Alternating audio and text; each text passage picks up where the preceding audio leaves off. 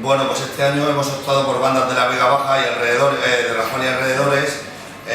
por ejemplo los Deformes que hacen surf instrumental con toque de garaje, los Transistores que hacen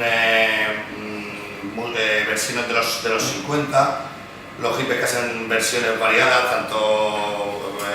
Nirvana como Motorhead, en fin, una banda chula que tiene mucha experiencia, tiene muchos años de experiencia en el tema. Artichoke es una banda de Almatera que lo hacen muy bien, hacen un rollo